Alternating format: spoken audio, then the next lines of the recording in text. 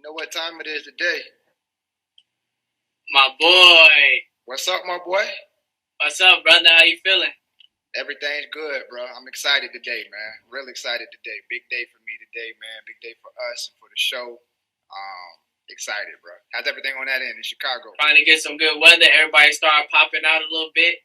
You know, enjoying the weather, but staying 6 feet. You know, I know they're starting to open up places a little bit more now, but the numbers are flying up with the COVID. So we still got to make sure we, washing our hands, wearing our masks, and keeping that social distance. And, even though they're not pushing it as much, it's still out there. So just make sure y'all stay safe. Stay safe, y'all. And on top of that, bro, I was listening to some doctors and whatnot. I keep my mask with me. You know what I'm saying? I keep my mask with me. I keep it washed. I have a few of them. You got to interchange them, keep them washed. On top of that, wear them when necessary. The mask is used so that you can block, if you have a sickness, getting to somebody else. You know what I mean? And also it's like it's suppressing the oxygen level of people that keep it on too long at the same time. So use it for its purpose. But hey, we got to get to it today, bro. Garvin, I see you. One of my coaches with the Oakland Athletics. I know a lot of our guys are going to be in here today. They know we got my brother Rikkie Weeks at Rikkie Weeks Jr. on Instagram. He's coming in today. Listen, y'all already know it's going to be fire packed. You already know it's big time history. I know a lot of y'all saw the promo video. All facts, man. Two brothers. You know what I mean? Black brothers at that. Drafted first round, both of us. Went on to have major league careers, both of us. It's never been done in the history of Major League Baseball.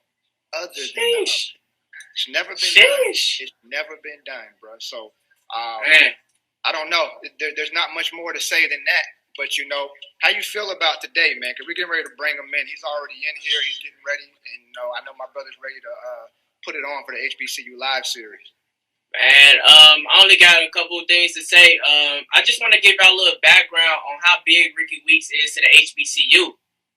It's guys that come out. It's guys that come out of HBCU like Andre Dawson, like Lou Brock, and Rikkie Weeks goes. Yeah. Rikkie Weeks Jr. goes right in line with those guys. You get what I'm saying? So when it comes to HBCU baseball, this is the highest level. You get what I'm saying? And this is Southern baseball is the highest level when it comes to HBCUs. So just to let y'all know what type of interview that y'all are getting, because this is how we do. We always bring the fire. You know what I mean? And as we put you on another zone.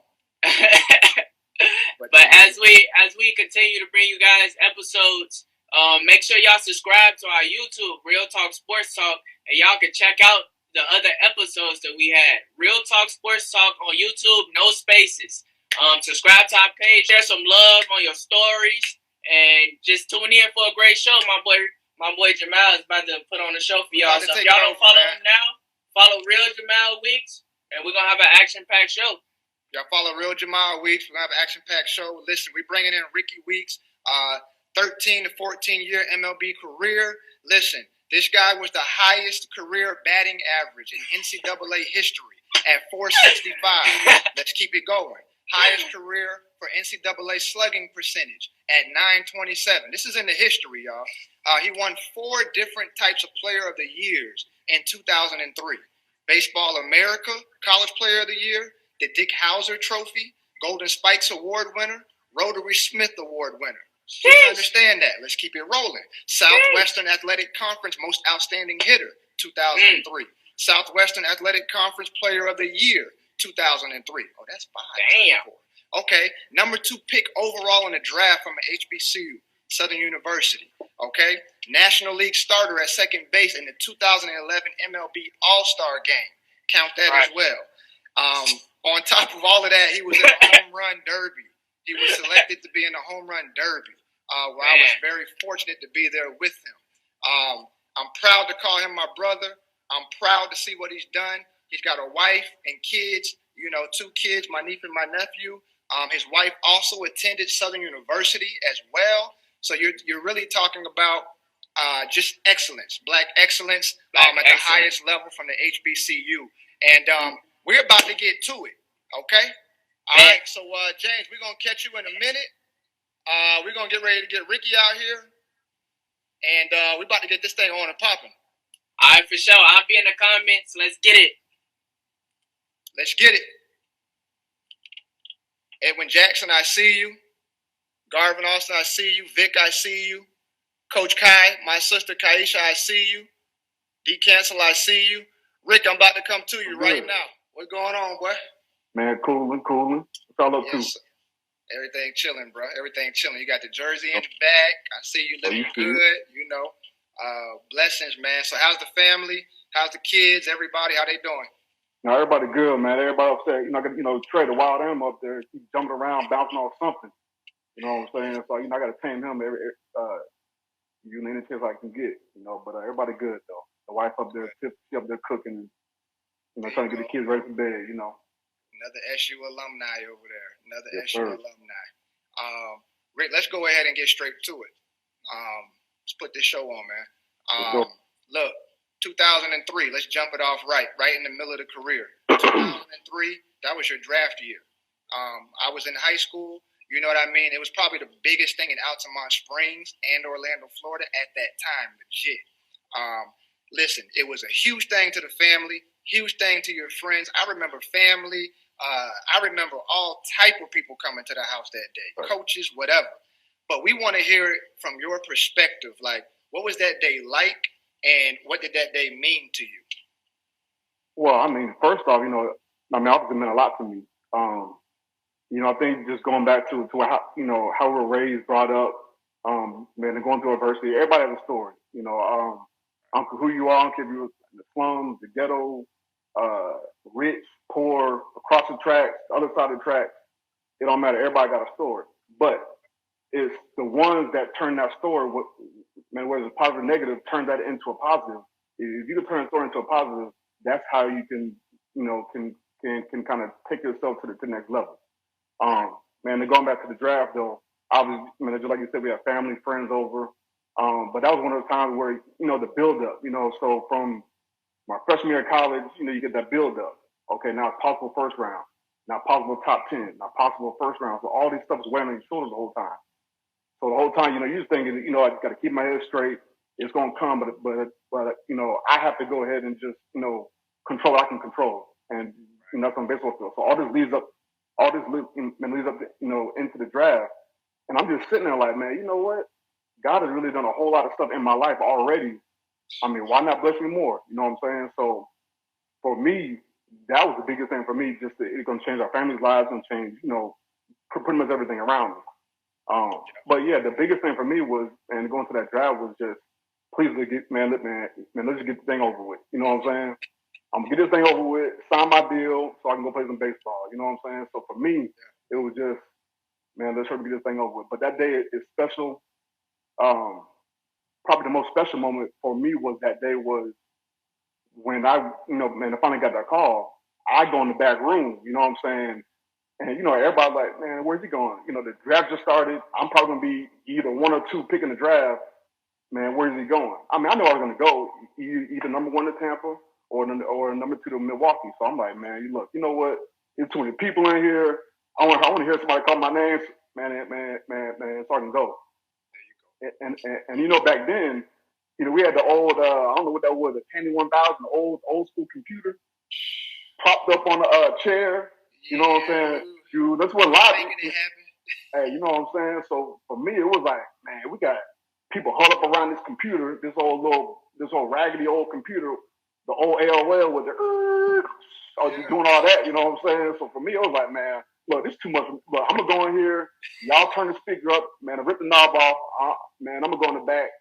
And I went to the back. I went to go pray and stuff like that. So then that's when my grandmother came in. Grandma came in. So when she came in, it was like, boom, tears started coming, all that.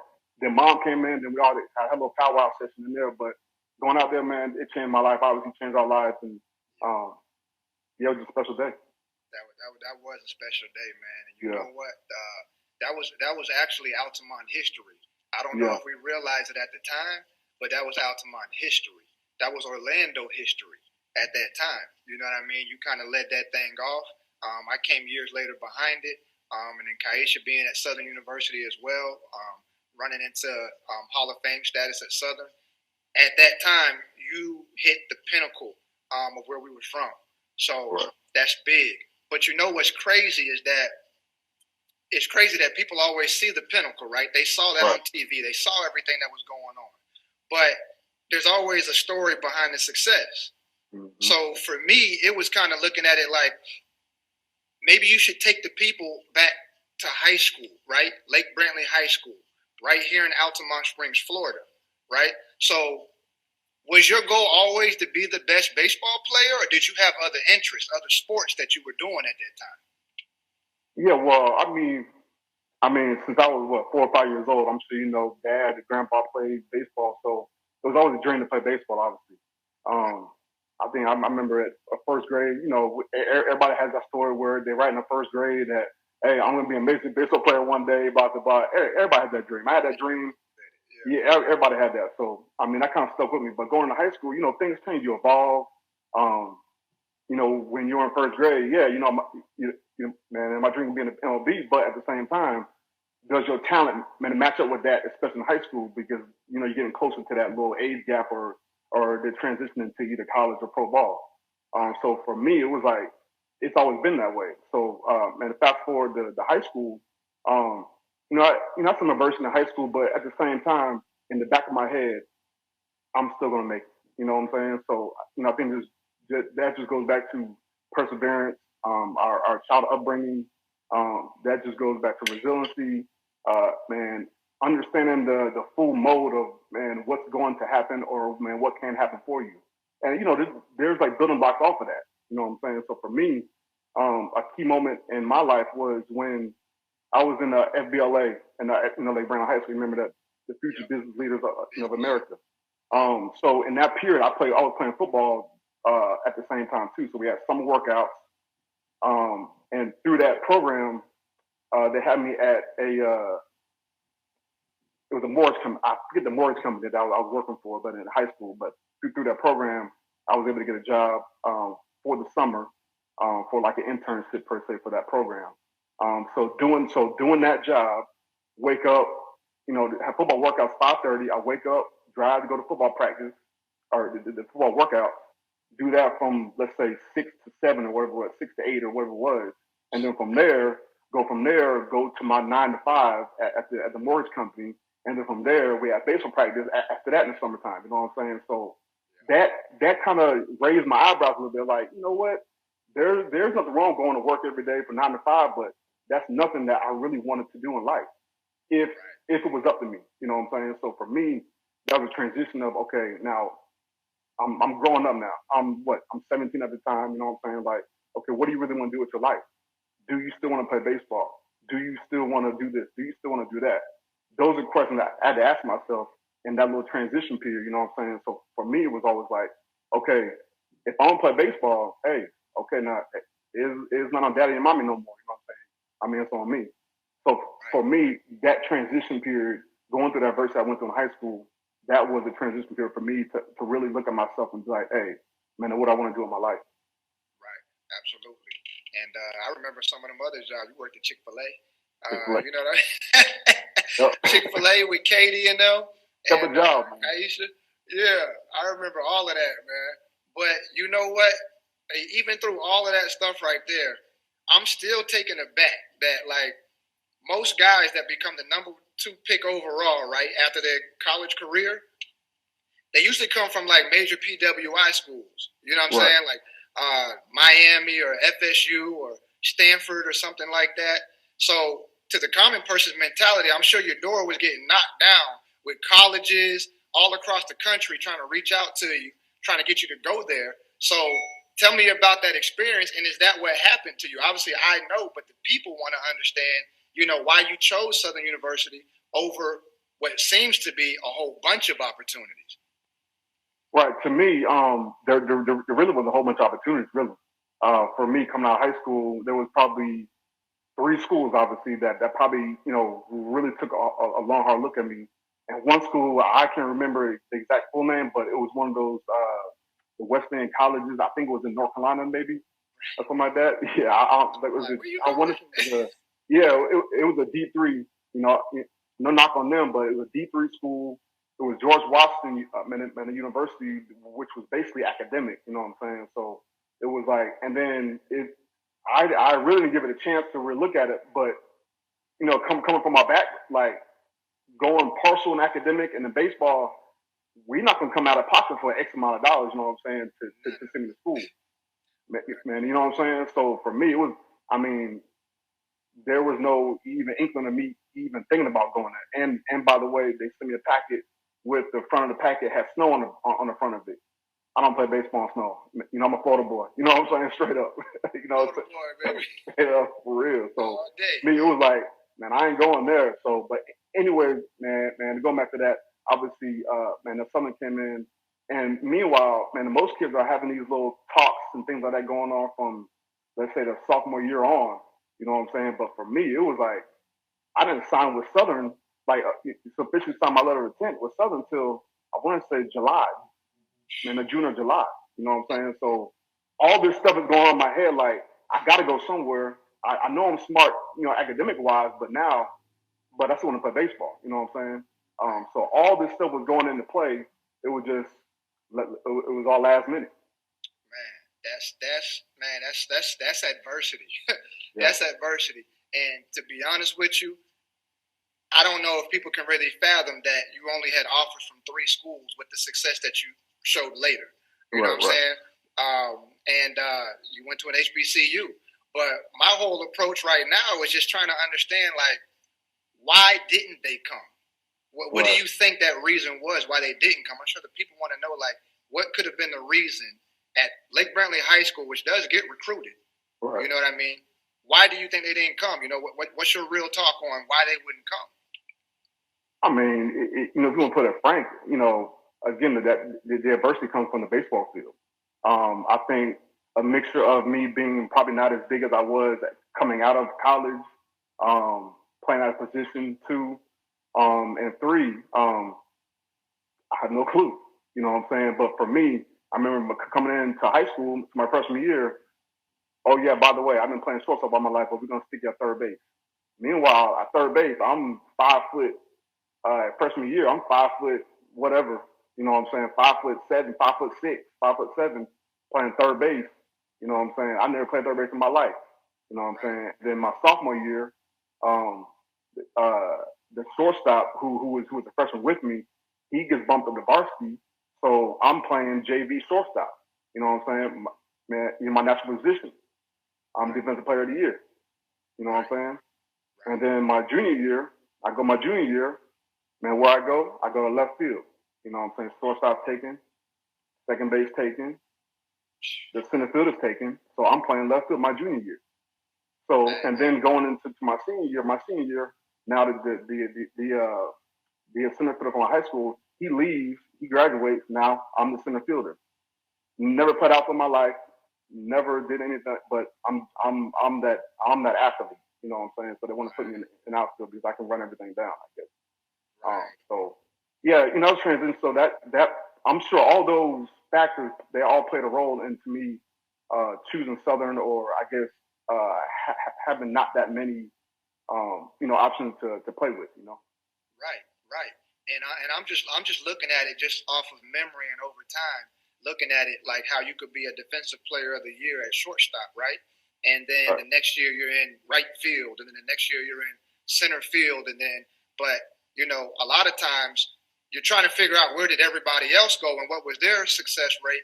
But to the transition from not being able to lock a position down in high school to the number 2 overall pick, it doesn't equal out at all. Right.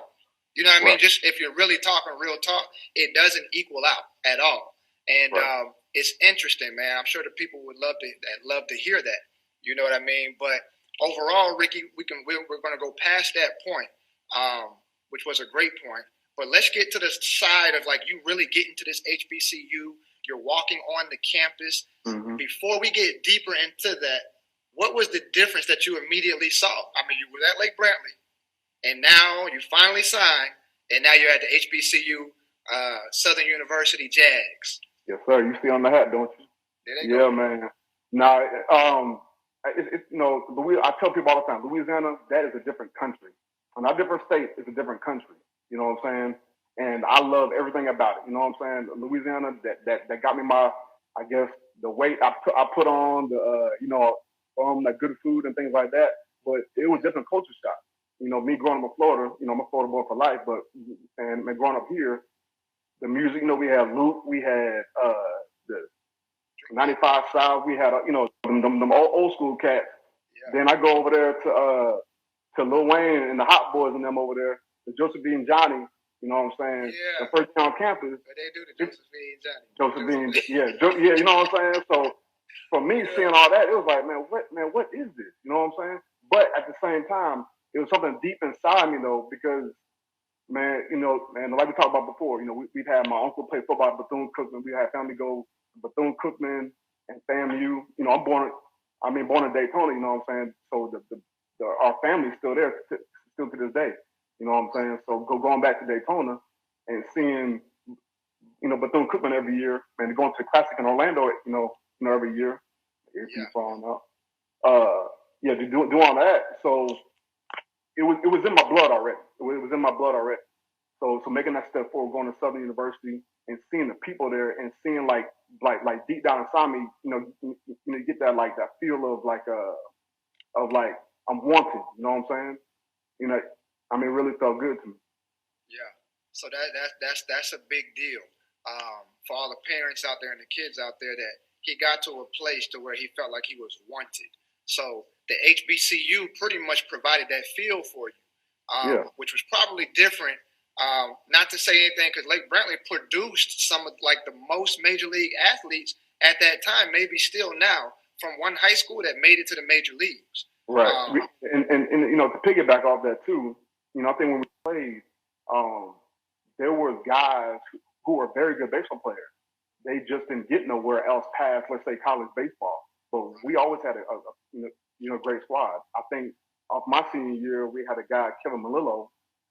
He wound up, I want to say he might have got caught up maybe for a couple of weeks in the big leagues. He was second baseman then at the time at Brantley, you know what I'm saying? So there was always some kind of major league product on Lake Brantley baseball field at some point in these last, let's say, 20, 30 years, Yeah, crazy. Always like that. And that's huge. And then I know, even with us talking about Southern, right now, I'd say about 2 weeks ago, or was it last week, we talked to the head coach of Southern University, Kerry Jackson. Uh-huh. I know you've been into the new Southern because when you came, it was a different head coach. Right. Now, that head coach had big-time history. So what was your initial conversations like with Roger Kadar, the former head coach of Southern University Jaguars? Hey, Coach Kadar, he is cold-blooded. You hear me? He will walk into a room and he will demand attention. Not just command attention, demand. Command and demand are two different words. You know what I'm saying? Right. Demanded attention. You know what I'm saying? So for me, I remember, never forget. So kind of how this all started. At a game at Brantley, obviously, at our games, we might have scouts and things like that there all the time. There was a first round prospect who we were facing that day, and there was a scout. His name is I'm gonna go ahead and say his name, Jerry Flowers. He's the scout with the Reds right now. He's actually from Southern as well. So we have all these ties, from Southern, and now he's actually the national cross checker of the Cincinnati Reds. But he was at the game. He was checking out this other guy who was a first round prospect. He might have went first or second round that same draft possibly or something like that. I ain't sure, but he saw me. I hit a hard line drive back, hit the pitcher in the head. It rolled off to the side, and I got double at it. And he was like, "I've never seen that before. I saw your speed. I saw your hands. I saw everything." He said immediately he left he left the field to call Coach Kadar. And Coach Kadar, he was on the phone with Mom. I want to say 2 days later or something like that, quick. You know what I'm saying? So, but again, Coach Kadar, he's one of those. He's a great recruiter, and he's a man of his word. He's gonna tell you straight. He's gonna tell you like it is. And I think that's why, it kind of attracted me to that, you know what I'm saying? Because, I think going to college or for anyone going to college, you want to know that somebody has your back. And like we tell kids now, I mean, a lot of times it's not about going to the Miamis, the Florida States, and things like that, which are all great schools, but everybody can't play there. You know what I'm saying? You have to go to somewhere that you can play for sure day one. We all know in baseball, as soon as you take any time off, it's hard to get the timing back. It's hard to get that rhythm back. It's hard to get the intuition. I call that chaotic killer instinct back at that particular sport, and especially baseball. So for me, it was always good to hear somebody who came in confident, knowing that, hey, I have a spot for you no matter what. If you come in and do what you say you want to do, and I've always told him that I'm going to be the hardest worker, hands down, I promise you. So for him to say that, and for me to tell him that, it was a perfect match, for me to go to Southern from there, with the thanks of and the Jerry Flowers of Cincinnati. Big up to Jerry Flowers, man. We appreciate you as a family at this point. That's huge. Big ups to Roger Kadar. I saw Edwin Jackson in the comment talking about he was at him, boy. That's the homie. Archie was in there too. Archie was talking big talk. What's up, AG Fitness? So yeah, everything was moving from there. So you got the Southern, everything was moving. Roger Kadar's there with you. He's operating with you. You obviously had to stay on campus at that point, being in Louisiana, we Florida boys. So you had to stay on campus. So let's get to it, man. Like, what was dorm life like at Southern? I'm aware it's in the middle of the hood. You know what I mean? I know exactly where it's at. I've been there before. But what were some of the memories of the facilities and campus life? Really, man, the only memories I shouldn't say only memories, but the memories I have is straight my teammates, period, hands down. Because a lot of times, man, I'm sure when you go to a foreign land or foreign country, foreign place, the first thing you gravitate to is somebody that you see every day. And for me, being a baseball, being an athlete, you see your teammates every day from day one. Day one, you go in there, you get your schedule for your classes. Okay, starting Saturday, you got baseball workout, 5:30 in the morning. You know what I'm saying? So that builds that camaraderie. So the earliest memories I have is just seeing them boys get up with me early in the morning. I mean, we call it the hump. You know what I'm saying? It was like this little highway that kind of led from one side of the city to the Southern University campus.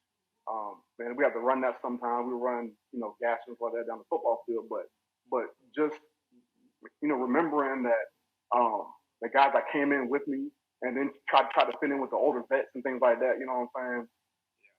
Yeah, it was a good experience though. Definitely a good experience though. It was wild, man. When you got there, I remember looking at the roster and everything. I'm like, these boys look like they're gonna be pretty strong for the next few years. I was, be honest with you, I was shocked. I was shocked because honestly, playing baseball here in Florida, we've always been around very good, what's the word, competition, I guess. You know what I'm saying? Like, we faced first rounders. I'm in my All-Star game in high school. I played in the Florida All-Star game. I'm facing Joe Torres, who was the 10th or 12th pick, draft that year. He's throwing 98 from the left side, like nasty. You know what I'm saying? So those are guys I'm facing, man, once a week, man, here in South Florida. You know what I'm saying? So, and then going to Southern, I'm thinking like, it's college ball. There's gonna be older guys. I need to come in and establish myself. I need to come in and to do the right thing. But and the number one, to work hard, and to be a good teammate. So for me coming in, it was like I had no inclination about who's on the roster. Honestly, I picked the school. Not even looking at the roster, just straight based off. I'm gonna work harder than the next person. Period. Because obviously I had no other way, no other place to go. You know what I'm saying? Yeah. And besides maybe and going to small school to go play football maybe or something like that. You know what I'm saying? So for me going in there, I had one track mind. You know what I'm saying? And that was to make the team. And man, going in there and do something for myself. You know what I'm saying? And you did that. I think I've talked to, I'm not gonna say all your teammates, but I've talked to probably half of them. The story remains the same as far as your work ethic, as far as the time you put in on the field, as far as the time you put in with the football team. But we'll get to that in a minute. All of that, but I still want to get to like on that campus culture because all the HBCUs I know like FAMU's got something called the set, and somebody else got something called on the hill.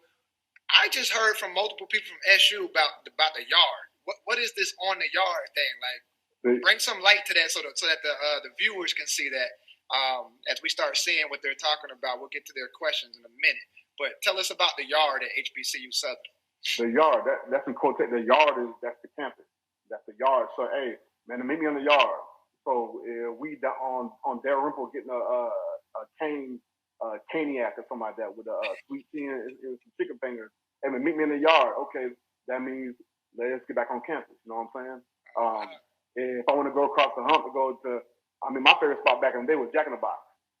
To this day, I want to say I apologize to my boy Chop. I don't know if he on. And he probably not on here, but my boy Chop. Speak up, Chop. You ain't here. Speak up. Chop ain't here, man. Chop on Facebook somewhere, probably. Chop had a little car. I'm not lying. For about a year straight, because he was a little younger than me. For about a year, every other day I would steal his car.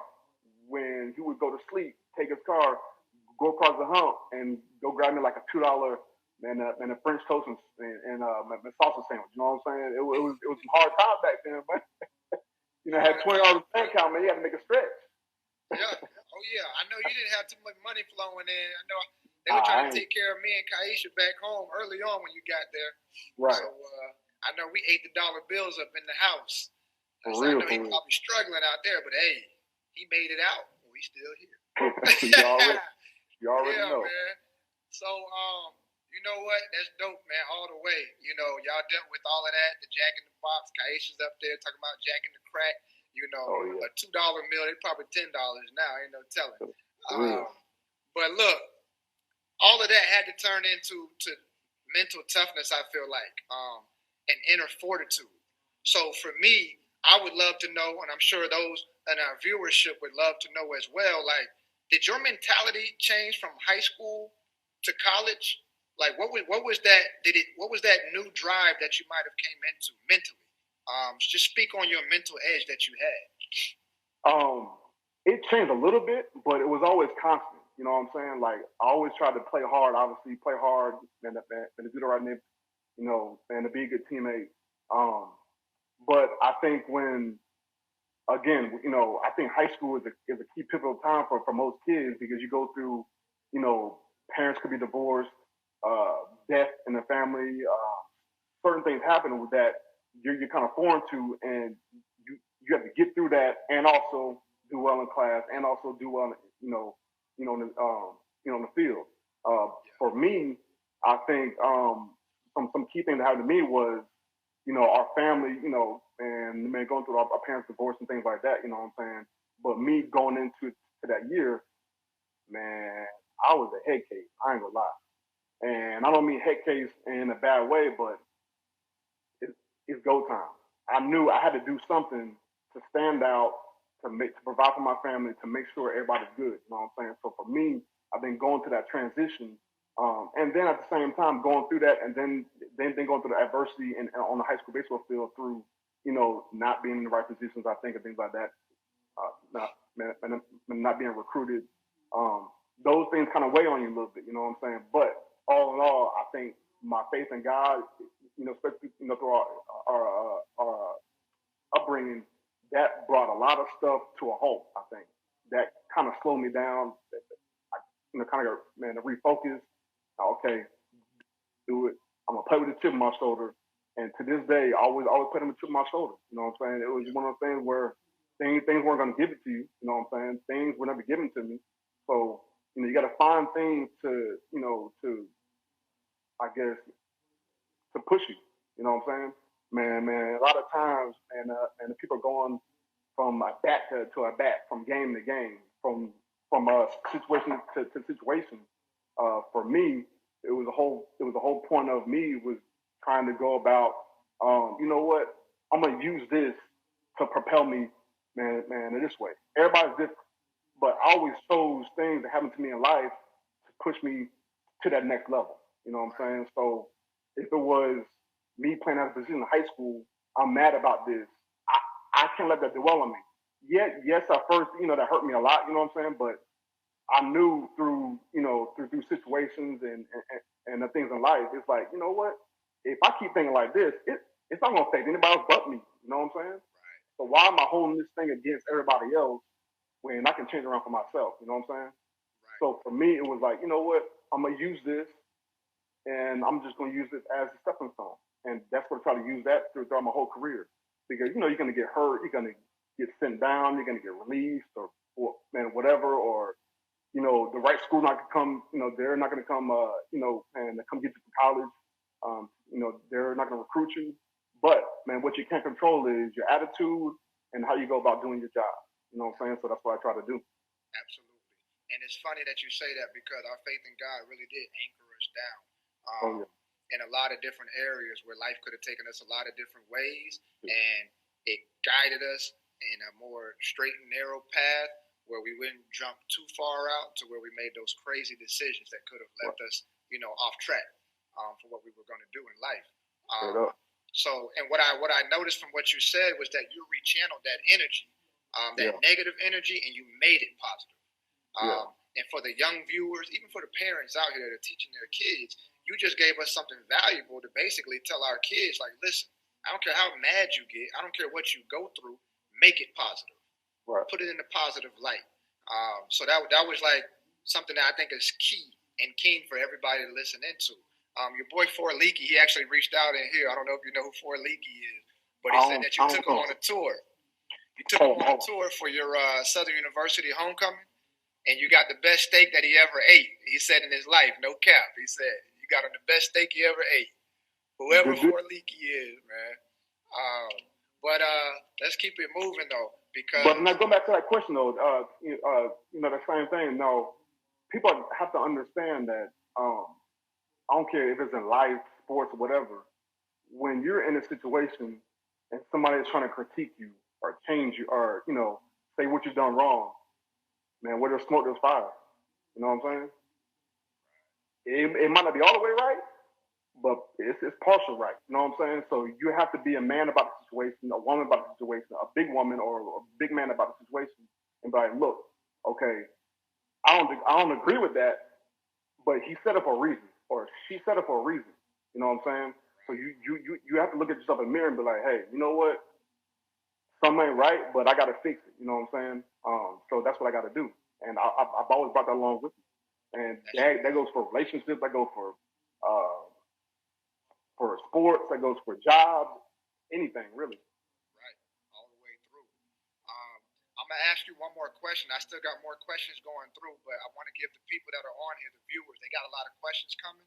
I want to give them an opportunity to ask some questions too. So I'm gonna ask this next question, you all, and then y'all go ahead and start throwing your questions in. I'll catch the ones that we can catch for Rikkie.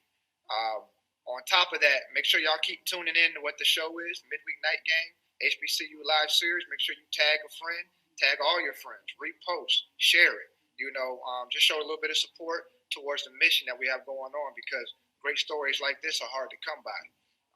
But to catapult Rikkie off of the mental toughness that you spoke on, I heard that your workout regimen was crazy. And this is why I wanted to get back to you explaining to our younger followers and their parents, like, what type of regimen that you had in college. I know you spoke in high school, but what you had in college, what was that regimen like? Because I know I heard a few stories about some funny things and some outrageous things that most people wouldn't do. Yeah, well, I mean, to me, I don't know them stories. I don't think it was too outrageous, but to me, I guess. But anyways, it all goes back to high school. Again, you keep stuff on your tip. You keep that tip in your shoulder, man. You got to keep pushing through. Obviously, when you're playing out of position, doing certain things. I was small in stature.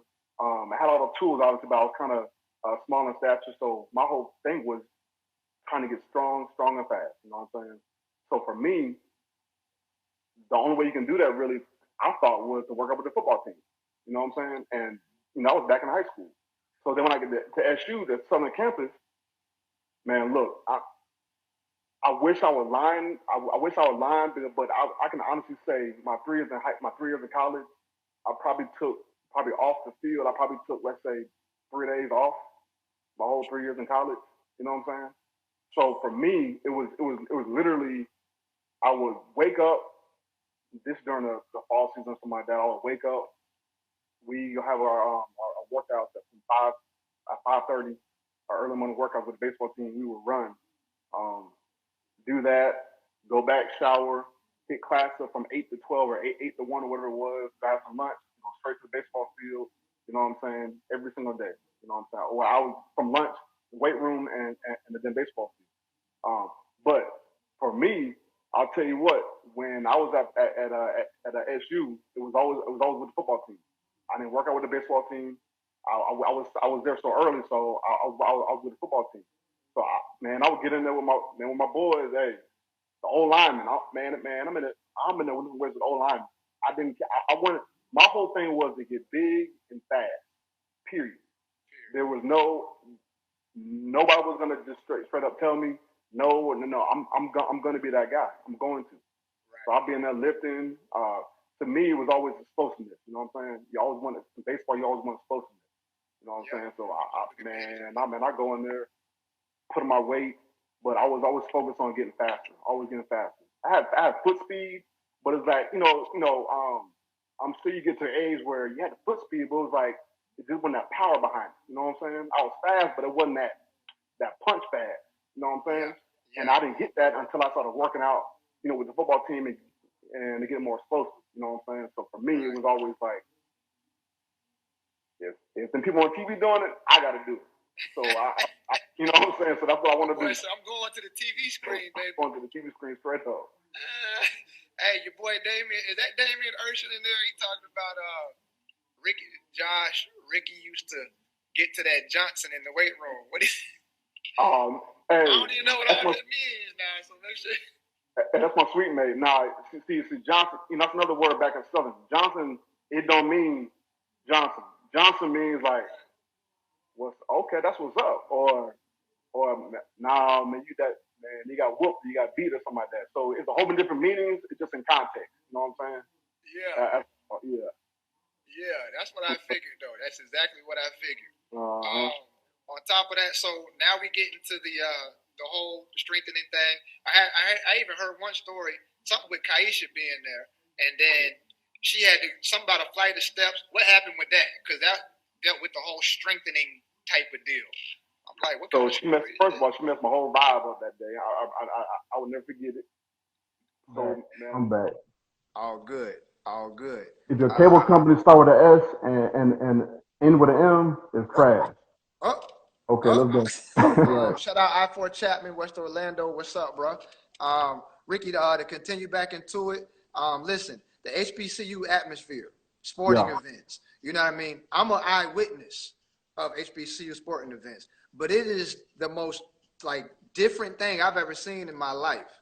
Yeah. So to me, the question is can you get that experience? Have you had that experience at any other level? Because I remember people the chants were crazy on the field. Stuff was crazy. What was that like? And have you seen that anywhere else? No, I mean, you gotta realize too, though. I mean, most people don't understand, especially black baseball players. I mean, growing up, the most black kids I've ever had on a team was probably one or two, ever. You know what I'm saying? Right. So it was like, this is crazy. And the most I've ever had, maybe on one team, it was 4 or 5 out. Man, to play on a boy Chet Lemon Juice. Yeah, shout out Chet Lemon. Yeah, what up, Chet, man? He ain't doing too great right now, but I'm praying for him, man. Most definitely. Yeah, man. For me, it was always so I'm going to Southern, and then when you get there, it's in your face. It's to me, the biggest thing for me was I thought all black people like rap music. I thought all black people like hip hop. R&B and things like that. No, you have people who like rock music who these are the stuff that you see on a daily basis. It broadened your horizon basically. You know what I'm saying? It was I didn't know black people like country music. I know black people like this. Over there you got Zydeco, you got all that jig music, you got all that right there. But it was the first time seeing all that, all the black people in one space, but it was very diverse. I guess era. At Southern. So for me, seeing it was okay. But yeah, it was different.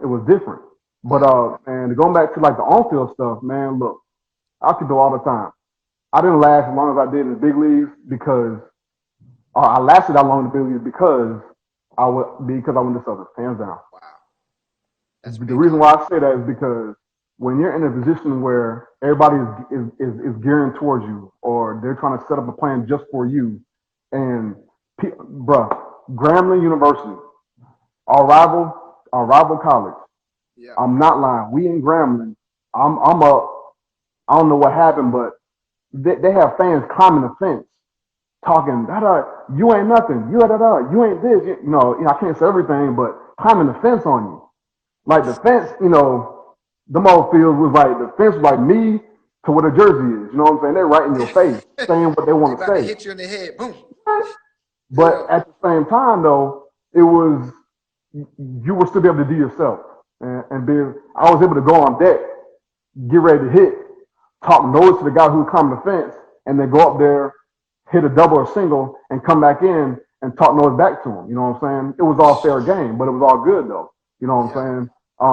You play with a lot of guys who have talent from Southside Chicago, Atlanta, Georgia, from some rough spots, but they were able to play baseball, so all that kind of rubbed off on you. You know what I'm saying? So you got guys from all over the place, but you're able to play with that certain mentality, certain attitude because you're able to. You know what I'm saying? If you're able to not, man, look up your shoulder and be like, okay, if I say this, do I gotta, man, to make sure, man, if so and so gonna make sure that's okay, bruh.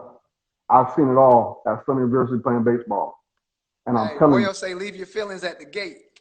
hey, that was our motto. You leave your feelings at the gate when you come in here. I don't care if you're the best player, the worst player, you gonna get it. Period. You know what I'm saying? Yes, sir. Plain and simple. So for me, it was like always like a part of me was like, you know what? I'm gonna turn this into a positive again. You know what I'm saying? But trying to help uplift my teammates. For me, it was always like, hey, you know what? If I come out here every day and work hard, then maybe the following guy will come. Then the next guy will come. Now, that was my first. I still went out there my freshman year, but I wasn't the leader of the team. You know what I'm saying? I wasn't per se the best guy on the team. Now, people don't understand.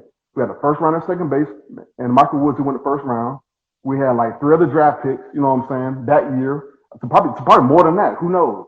But from my freshman year to my junior year, I mean, I want to say we were top 10 in draft picks in the whole nation. Wow. Of all PWIs. Like, don't quote me on that, but I want to say we it's far up there. You know what I'm saying? So for me, going there, man, it wasn't like, okay, I'm coming in, I'm the best thing from Altamont Spring, Florida, and to come to Southern. No, it was some dogs already there already. You know what I'm saying? So for me, it was getting in there and just setting my tone. You know what I'm saying? And going in there, just working hard. And then I think people kind of, kind of gravitated toward me because I was out there working hard and things like that. And then the one guy would come, 2 guys would come. Then an hour before practice, the whole team would be there. An hour before practice, we'd be hitting, taking ground balls. And about the time practice came, practice was easy. You know what I'm saying? So I was nothing. So for me, man, going back to the whole Southern University campus time, man, it was a relationship I had with my teammates, and probably one of the greatest times of my life. That's deep. That's deep right there, man. That's deep to even say that.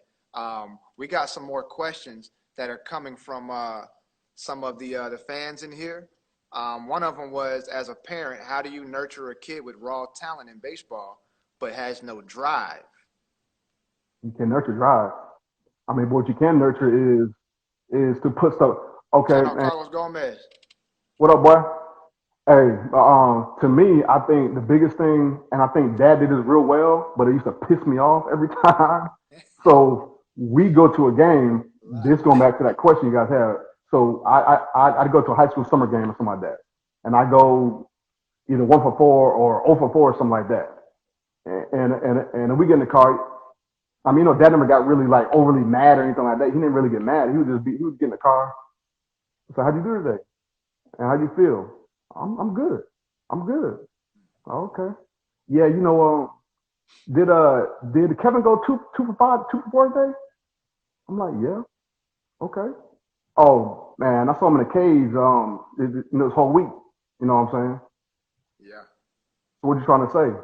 I'll be hey, at that age, 15, 16 years old, you be like, man, nah, man, stop talking to me like that. You know what I'm saying? But those are the things that he would just he would just like just put in there, my mind. If he's working hard, he gets 2 hits. You ain't working hard, and you got 0 hits. I mean, what's common denominator? You better get over and start working hard. You know what I'm saying? So for me, going back to that question, do we how do we nurture somebody like that? You have to put something in them that's gonna, I guess, affect the way they look at, I guess, the whole inkling about and working hard. You know what I'm saying? Right. So I can tell you, you're hard. I mean, you're not a hard worker, but man, you're talented. Okay, what do you want to do in life?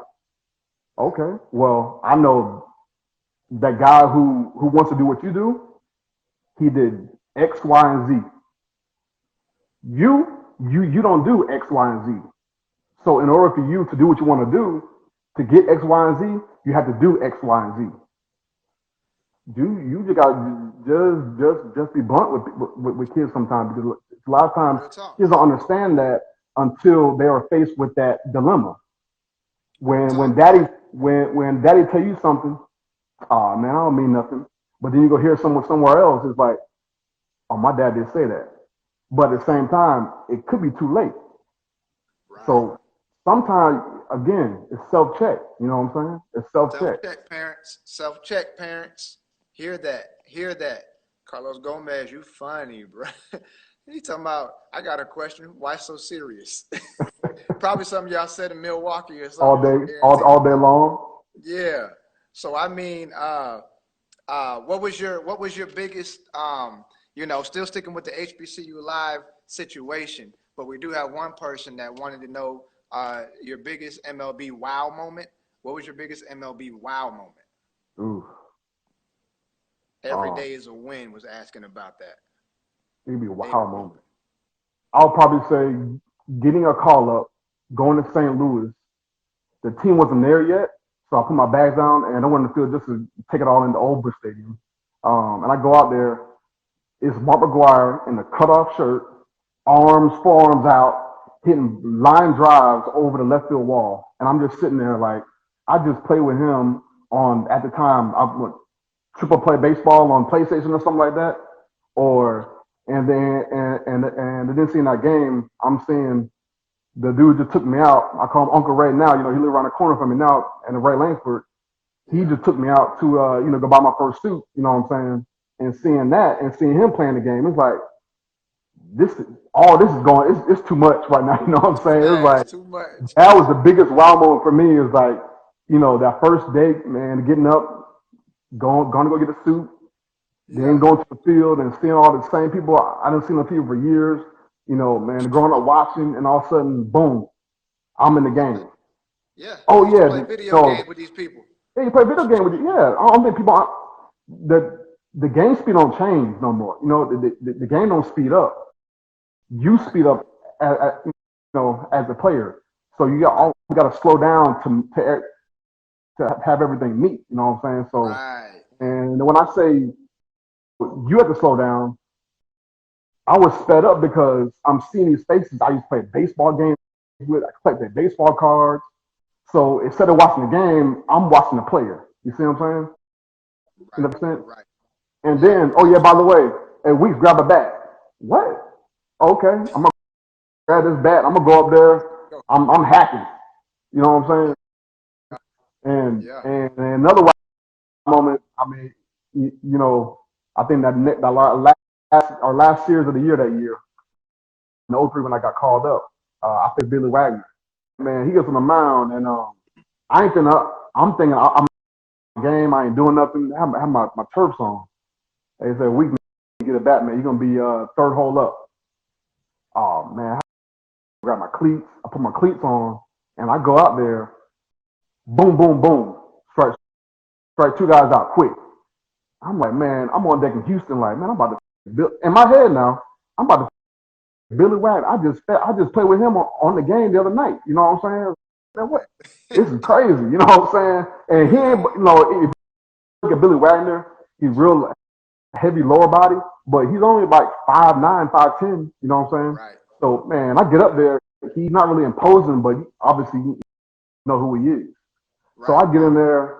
I take my first pitch, boom, 101. I look up.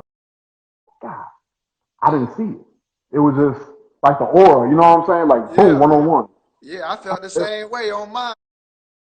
But then it got kicked in, though. Then that competitive kicked in. It's like, man, I'm finna get him. Right. No matter what, I'm hacking. I don't care where the pitch at, I'm hacking. 92-mile-an-hour slider, back foot. I'm swinging high. That ball hit my back foot. You know what I'm saying? Lord. I'm 0-2, and this man throwing 101. I said, okay, whatever, let's go. Man, I get in there. Next pitch, he throw a two-seamer at 9. Boom, inside corner, sit down. Serious business. So that was a wild moment for me right there. Straight up.